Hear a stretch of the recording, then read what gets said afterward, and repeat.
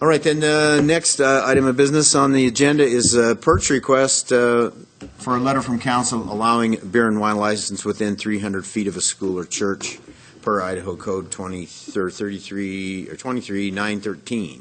Gary? Okay, we have the applicants for the request for reconsideration. If you could come forward.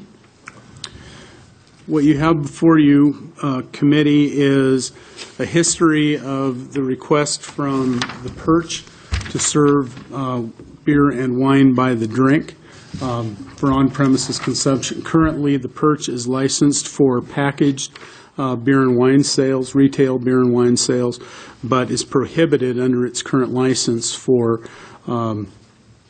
beer and wine for on-premises consumption.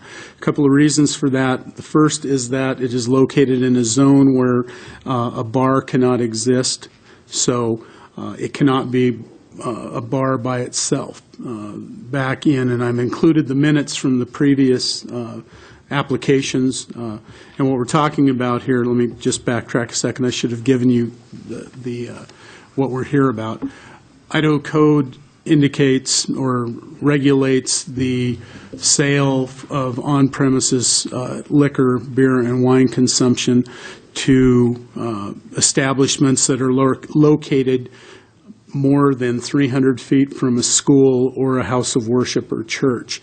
The University of Idaho is not considered a school under the Idaho Code for purposes of that definition. However, there are two houses of worship churches within 300 feet of the Perch. One is the LDS Institute, located, I believe, approximately 284 feet away from the Perch premises, and the Campus Christian Center, which is located well within 100 feet of the premises.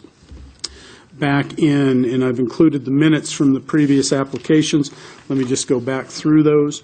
The first was the City Council of July 21st, 2014. At that time, the then proprietor of the Perch came in, requested that the council issue the 300-foot waiver letter.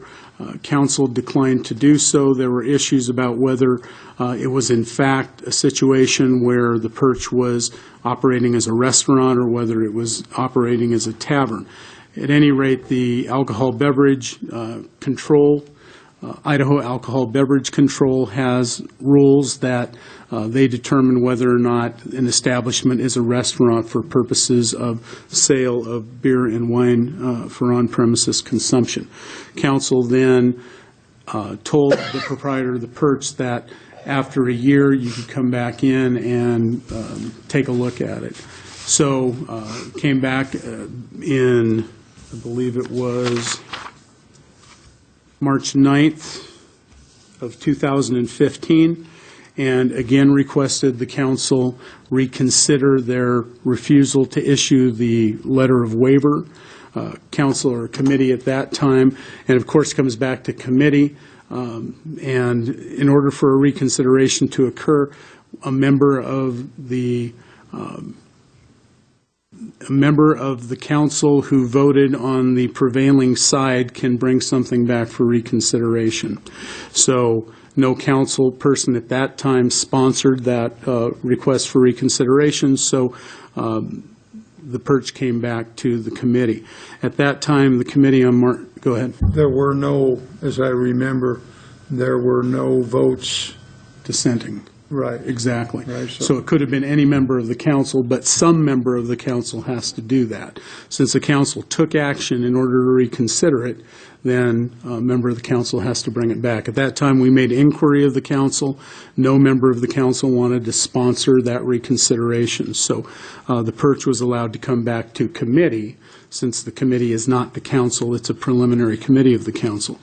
So on March 9th, the council, Mr. Lockteff was here, and indicated the improvements that he had made to the establishment and asked if there was any, because of some behavioral issues that were alleged by the Perch selling beer and wine by the drink, if the council could condition its waiver letter in any way.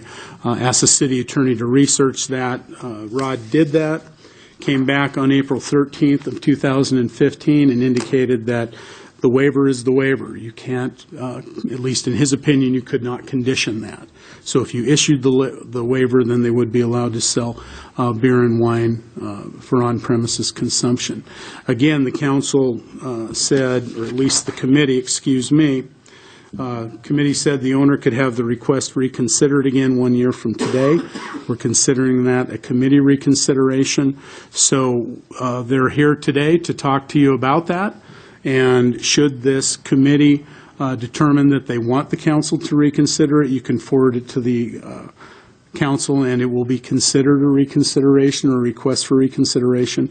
If this committee does not want it reconsidered, then in the opinion of staff, that ends it here, since it's not something the council wants to sponsor. Of course, later on, if a council member wanted to sponsor a reconsideration, they could come forward before the whole council and ask that the whole council hear it. The council, of course, would vote on that to determine if they wanted to hear it. So to give Mr. Lockteff and Ms. Singh the opportunity to address you, it's your floor. Thank you.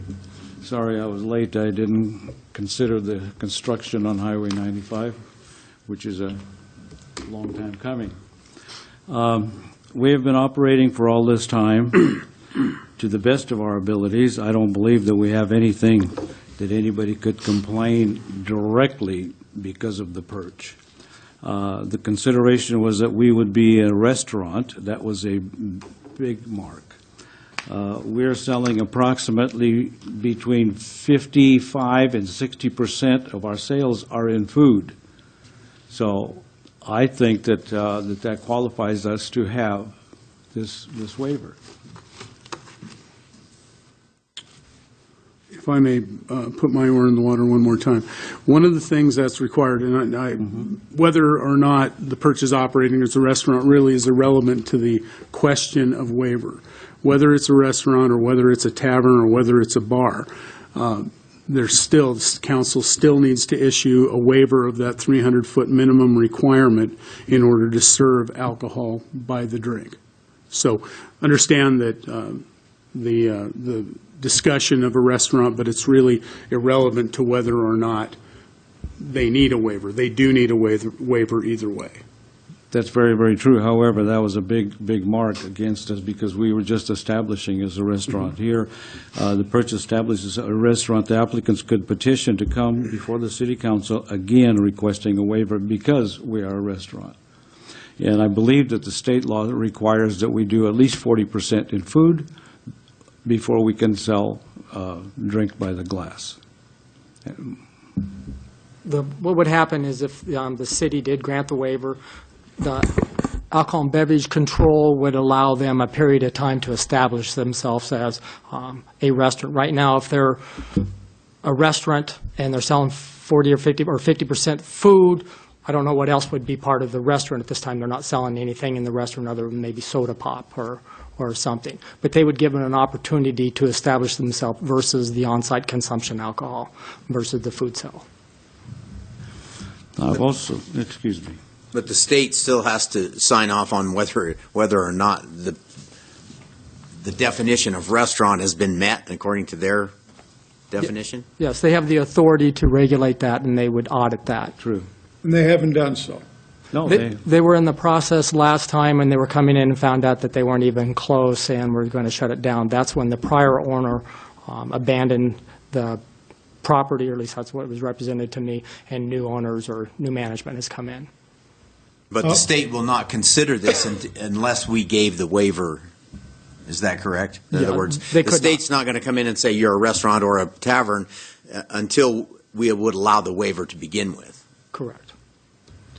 Do we know how the Perch was able to start selling beer by the glass on premise? Because the Perch's physical property has not changed. The Mormon Church's property has not changed, and neither has the property across the street of the Campus Christian Center. And so for a while, a number of years, I don't know exactly how long, I do know that I was the one that installed the draft system that was in the Perch, and I've been retired now for 4 years, and so it was somewhere between 4 and 7 years ago that I put that in. And at the time, there was not a problem. What caused the problem? Does anybody know?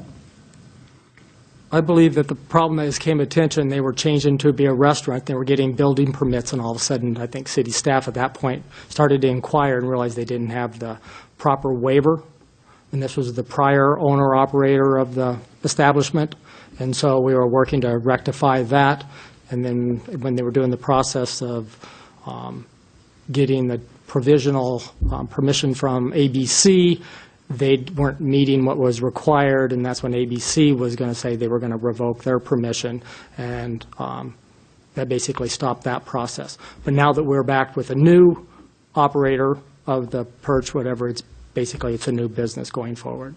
Well, the ABC issued us the license, the city issued the license, the county issued the license. Then all of a sudden, somebody comes out and measures, and we're 6 or 8 feet short of the church LDS, and all of this started. But originally, I went upstairs, applied for a license, everything was fine. I sent my money into Idaho, everything was fine. I was operating, everything was fine until somebody decided to take a measurement from door to door. Well, that's the way it's done. Yeah, well, that's how, but we were already, and nobody said anything to start with. Everything was fine. Mr. Hall? One of the last times that we were going through this, we did not know who the operator was. That last person was doing it, gave it, sometimes he was, sometimes he wasn't. So this is the first I heard that you're the operator of I'm the owner of the property. building. She's the operator. Okay. And I'm working really hard. And the operator of the business is the one that's before you today. Gary? And again, it's a state law, so it was as soon as the state became aware that it was located within 300 feet, it's automatic. That's right. They will not issue the license for on-premises consumption unless they have a specific waiver. So whether a permit was issued in error, whether it was because there was confusion, it really doesn't make any difference. This is a new application. It is uncontrovertedly, but within 300 feet of 2 houses of worship. So it does require a city council waiver under the Idaho law. So that's what we're here about today. And if I may as well, that I know there are folks here who are interested in it. The council has taken opinion before or testimony. You're certainly free to do that. But whether the established houses of worship or schools are in favor or not in favor, it is the council's decision to make that independently of that. So it's a discretionary function. So, as far as I understand, the Mormon Church does not want this to be, and the Campus Christian Center doesn't care.